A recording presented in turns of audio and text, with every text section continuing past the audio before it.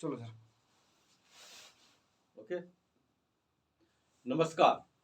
तबसरा आज दोपहर तक में एक बार फिर आपका स्वागत है और मैं हूं दर्शपल गुप्ता और मेरे साथ है वरिष्ठ पत्रकार सतीश वर्मा जी। सतीश जी, चुनावों को लेकर इस वक्त बहुत गर्म गिरावट है, चाहे वो पंजाब हो चाहे उत्तर प्रदेश हो।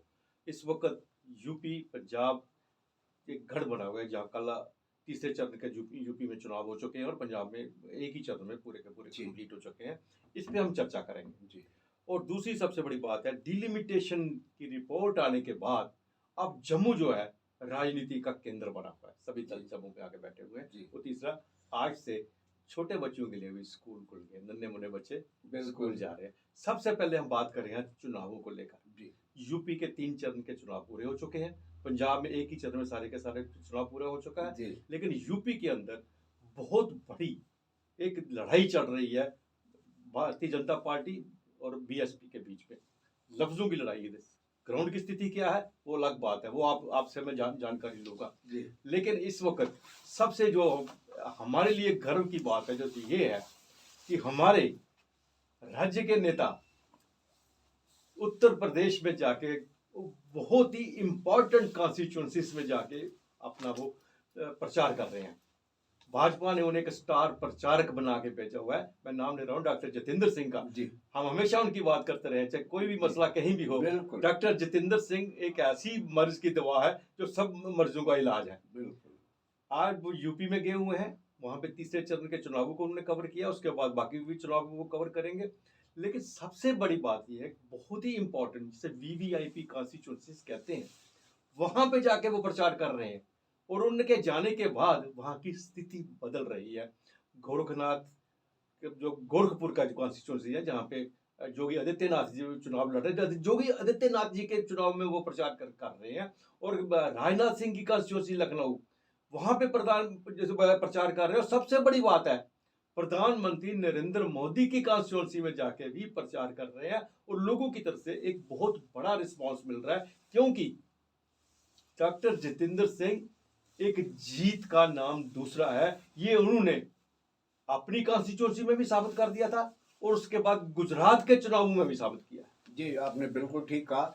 गुजरात में उनकी समझ लीजिए कि पहली एक रणनीतिक पहल थी जिसमें उन्होंने नतीजे दिखाए और नरेंद्र मोदी उनसे खासे प्रभावित हुए। उसके बाद जब पूर्वोत्तर राज्यों के चुनाव हुए उसमें भी उन्होंने अपना सिक्का उछाला और उसको एक ज़बरदस्त मौका दिया।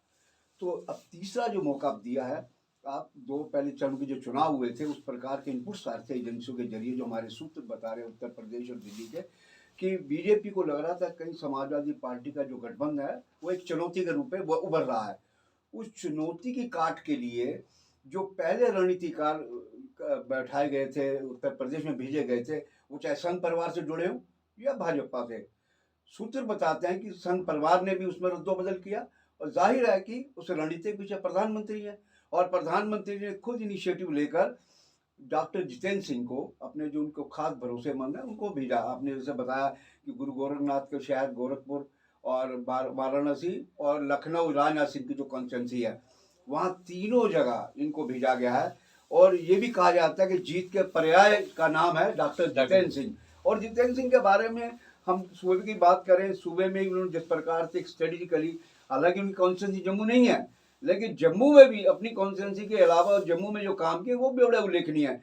और हम समझते हैं इसी तजुर्बे के आधार पर, चाहे वो गुजरात का चुनाव में जीत दिलाने की बात हो या पूर्वोत्तर राज्य असम वगैरह, मिजोरम, मणिपुर वगैरह में, मैं समझता हूँ कि उत्तर प्रदेश जो 2 चरणों में एक चुनौती के रूप में सामने आ रहा था महागठबंधन सपा का, कल तीसरे चरण का मतदान हुआ है और कल आने वाले में चौथे चरण का मतदान होने जा रहा है। 9 जिलों में 53 सीटें हैं। मैं समझता हूँ कि जिस प्रकार का इनका अनुभव है डॉक्टर जितेंद्र सिंह का, लाजमी तौर पर जो एक चुनौती बन रहा था महागठबंधन सपा का, वो उसमें जरूर भाजपा आला कमान अपने को रिलैक्स और सुकून महसूस करेगा। चूँकि डॉक्टर जितेंद्र सिंह ऐसी शख्सियत हैं, हम तो जम्मू कश्मीर की बात करें, वो तो पूरे देश की शख्सियत बन चुके हैं। उनकी बनाई रणनीति हर बार पार्टी के लिए एक कारगर साबित होती है और जीत का पर्याय इसीलिए कहा जाता है कि डॉक्टर जितेंद्र सिंह है। लखनऊ में जाते ही उन्होंने जिस तरह से समाजवादी पार्टी के ऊपर उन्होंने अटैक किया, उनकी वो सब चीजें सामने लाई। उन्होंने यहाँ तक ही बोला कि उनके राज्य में औरतें सुरक्षित नहीं थी। जी उस सब बातों को लेकर एक बहुत बड़ी चर्चा का विषय बना हुआ है वहाँ पे। आज जो है, एक समय ये भी था कि जब हम सब यही सोच रहे हैं कि भारतीय जनता पार्टी पीछे ना हो जाए वहाँ जी पे। जी समाजवादी पार्टी चुनौती एक बना हुआ अच्छी था। चुनौती दे रही थी, बिल्कुल लेकिन इनके जाने के बाद वहाँ की स्थिति बदल रही है। बिल्कुल बिल्कुल बिल्कुल स्थिति बदल रही है। आज जो स्थिति कल तक थी वो आज नहीं है। अगर डॉक्टर जितेंद्र सिंह आखिरी चुनाव के जो उनका लक्ष्य जब वहां तक रखते हैं, मुझे लगता है कि भारतीय जनता पार्टी को कोई मुश्किल भी नहीं आएगी कि वहां एक बार फिर अपने राज्य की स्थापना करें। और सबसे बड़ी बात है कि यूपी जो है वो दिल्ली में जाता है। बिल्कुल यूपी का बिल्कुल रास्ता दिल्ली में है। बिल्कुल यूपी की राजनीति दिल्ली का सिंहासन भी दिलवाती है। बिल्कुल आपने ठीक कहा, चूंकि जो केंद्र की सत्ता है वो यूपी के रास्ते आती है। और जितने भी प्राइम मिनिस्टर अब तक आए सबसे ज़्यादा उत्तर प्रदेश से आए हैं, चाहे वो लाल बहादुर शास्त्री हो, इंदिरा जी हो, नेहरू हो, जितने मतलब प्राइम मिनिस्टर हैं उसी रास्ते से आए हैं। इसलिए ये एक प्रतिष्ठा का प्रश्न बना हुआ है सत्ता पक्ष के लिए भी और महागठबंधन के लिए। जिस प्रकार का इनका व्यवहार है, एक बड़ा सौहार्दपूर्ण मीडिया के प्रति भी डॉक्टर जितेंद्र सिंह का। वो देखिए ना, आमतौर पे क्या है, कुछ लोग सत्ता के नशे में चूर होकर अच्छा व्यवहार नहीं करते, लेकिन जितेंद्र सिंह इतने बड़े पद पे बैठे हैं, उनको इतना सम्मान मिल रहा है, उसके बावजूद उस आदमी में हमने तनिक वो अहंकार नाम की चीज़ देखी। यही वजह है कि नरेंद्र मोदी ने, प्रधानमंत्री ने, जेपी नड्डा ने जो पार्टी का प्रधान है, और संघ परिवार ने जितेंद्र सिंह को इतनी बड़ी जिम्मेदारी दी है। और जैसा बताया कि कल तीसरे चरण के मतदान, जिस पर 2 चरणों में सपा एक चुनौती के रूप में सामने आ रहा था, कल के जो सूत्र बता रहे हैं हमारे यूपी और दिल्ली के, कि डॉक्टर जितेंद्र सिंह के जाने के बाद भाजपा को लाभ मिलना शुरू हो गया। और कल जो चौथा मतदान है, चौथे चरण का, उसमें निश्चित तौर पर भाजपा विजयी की ओर अग्रसर होगी। और हम समझते हैं ये हमारे सूबे के लिए, हमारे सूबे के लोगों के लिए एक अच्छी बात है, शुभ बात है कि जितेंद्र सिंह जैसा एक कद्दावर नेता, और जिसका सभी भाषाओं पे कमांड है, चाहे हिंदी हो, अंग्रेजी हो, उर्दू हो, पंजाबी हो, कोई भाषा की बात कर लीजिए, वो हर विषय पे, भाषा नहीं सिर्फ हर विषय पे चर्चा करने को तैयार है।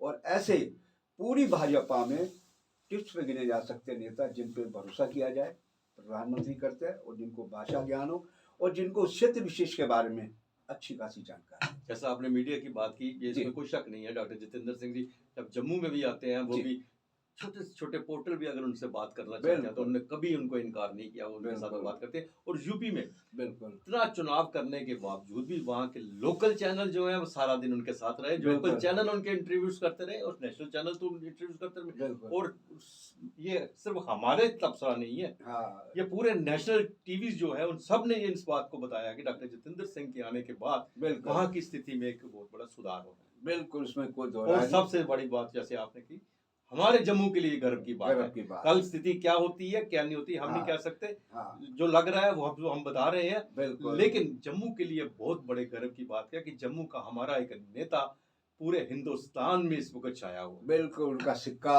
जबरदस्त, पार्टी सरकार हो या पार्टी, दोनों का जबरदस्त चल रहा है। और पंजाब की अगर बात करें, आपने पंजाब की बात की थी, जी जी पंजाब में देखिए, पंजाब को लेकर तमाम तरह की एक चैनल जिसने तमाम दूसरे चैनल को गोदी मीडिया कहा, उसके बारे में ये भी खबरें उड़ी कि वो एक कंपेन चला रहे थे एक पार्टी विशेष के लिए जिसकी दिल्ली में सरकार है। ये भी कहा जा रहा है कि हंग की ओर जी पंजाब बढ़ जी रहा है। इस प्रकार की बातें हैं। हालांकि वो चरण सिंह चन्नी क्लेम कर रहे हैं कि दोबारा फिर कांग्रेस स्थापित होगी, वो दोनों जगह सीट जीत रहे हैं। ये तो अगली 10 मार्च बताएगी किसको जीत मिलती, किसको माला मिलती है, और किसको सत्ता बेदखल और बढ़ता है, तो समय बताएगा। लेकिन हम कुल मिलाकर देखें, पंजाब की बात हो या बात हो उत्तर प्रदेश की, उत्तर प्रदेश की खास तौर इसलिए, जैसे आपने कहा कि दिल्ली का रास्ता वहीं से निकलता है, बिल्कुल दिल्ली बिल्कुल। कुर्सी का, सत्ता का।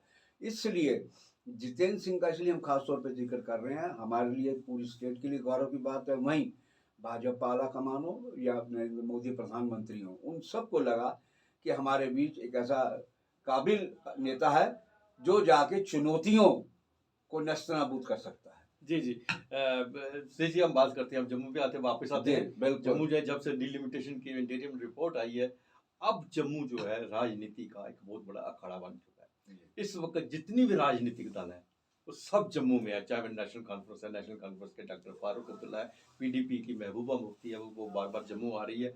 अपनी पार्टी के अल्ताफ बुखारी हैं, वो भी इस वक्त जम्मू में, इस वक्त सही जम्मू कह के रहे हो। अंदर एक बहुत बड़ा राजनीतिक खेल हो रहा है। बिल्कुल सियासी हॉट बन के है एक मायने में जम्मू।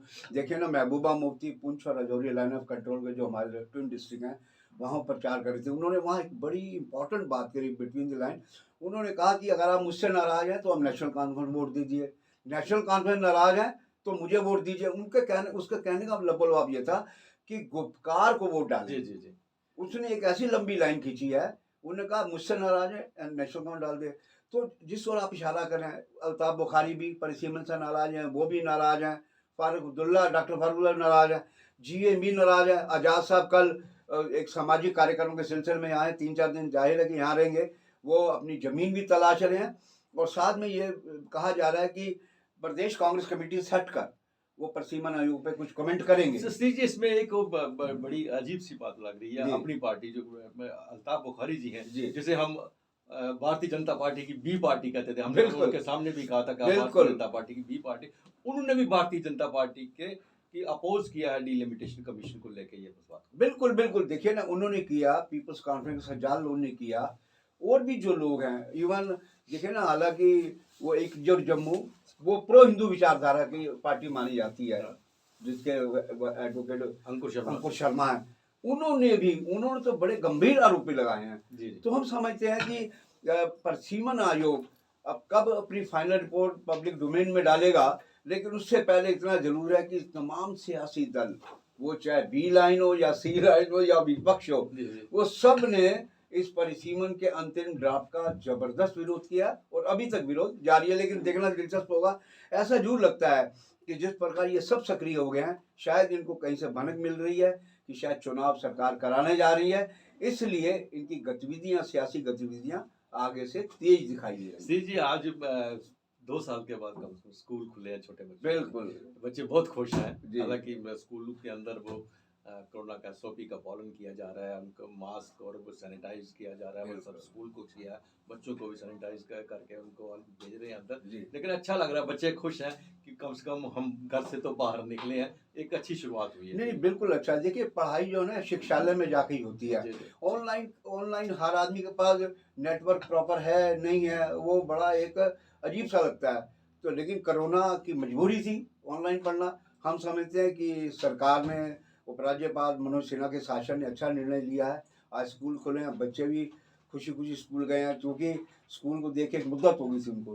तो आज स्कूल में बैठे हैं और हम परमात्मा से ये दुआ करते हैं कि ये कोरोना महामारी से सारी दुनिया को, हमारे देश को, प्रदेश को निजात मिले, ताकि फिर स्कूलों में जो एक रौनक है वो फिर लौटे।